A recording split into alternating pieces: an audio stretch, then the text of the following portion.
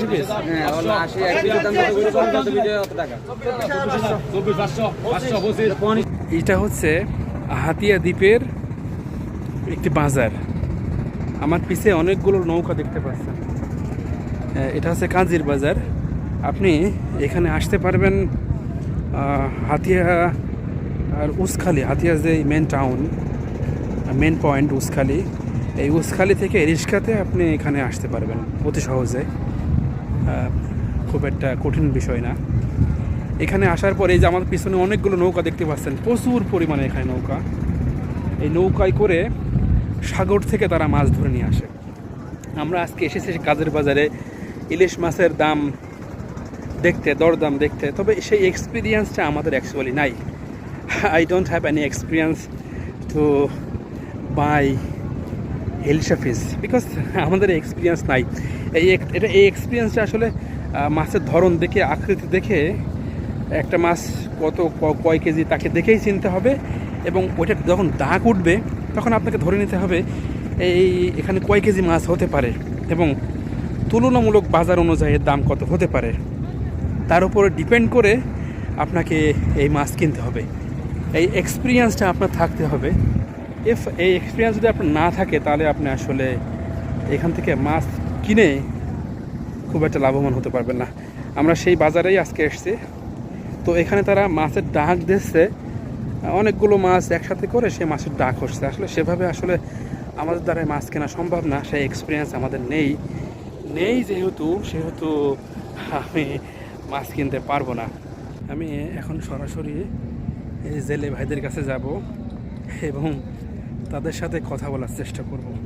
আর এখানকার জোয়ারের পানি উঠে এসেছিল, তাই কাদায় দেখুন কী অবস্থা। তাদের কাছে সরাসরি যাব এবং কথা বলার চেষ্টা করব।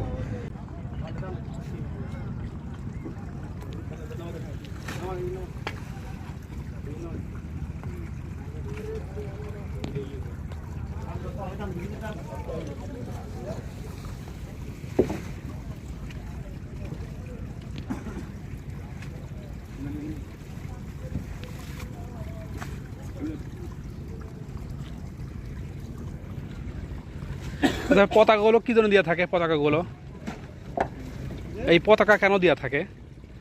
সবগুলা এই যে ফ্ল্যাগ দেখা যাচ্ছে, ফ্ল্যাগ কেন দেওয়া থাকে? জাল দেখার জন্য না? বুঝতে পেরেছি।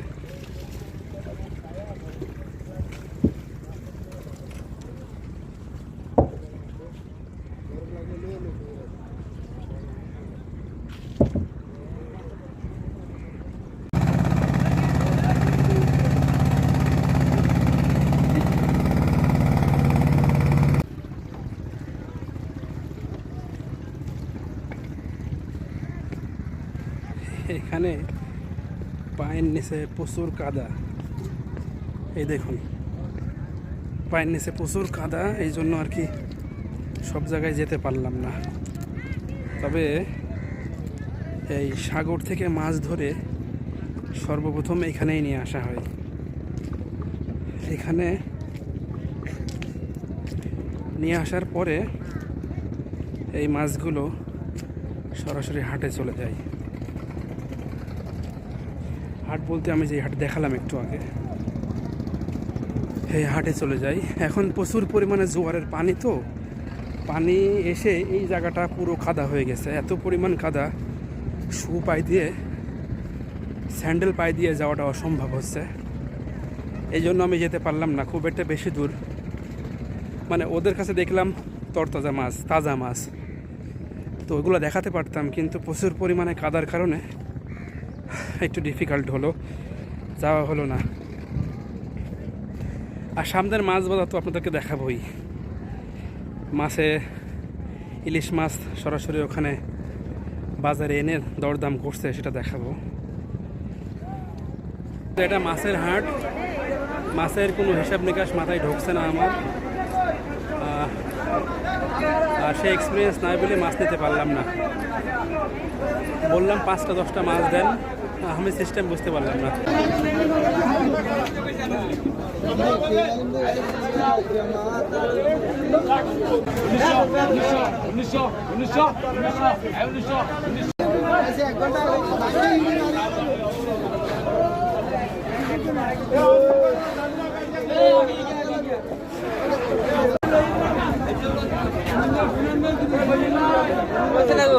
এই ইলিশ মাছের দাম বুঝতে পারলাম না। 2-4-5 পিস নেওয়া যাবে না?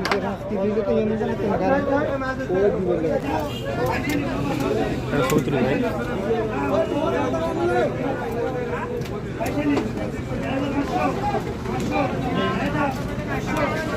এখান থেকে আমরা মাছ নিতে পারবো না, 2-4-10 পিস 5 পিস আলাদা ওটা নিতে পারবেন, মানে আলাদা যদি ওভাবে হয় আপনাদের কত নিতে হবে?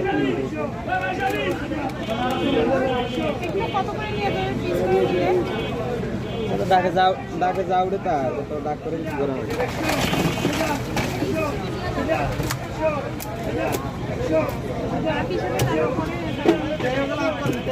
ডাকে যে পাইবো, যে সবচেয়ে বেশি দাম সে পাইবো।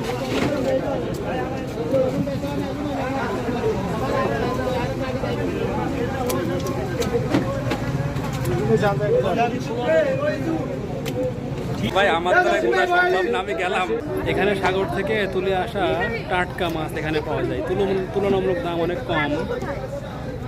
এই যে এখন থেকে মাছ আসা শুরু হয়েছে, সারাদিন মাছ আছে, সাগর থেকে ধরা মাছ, লাইভ জ্যান্ত মাছ এখানে পাওয়া যায় টাটকা। আমরা নিতে এসেছি কিন্তু বুঝতে পারলাম না।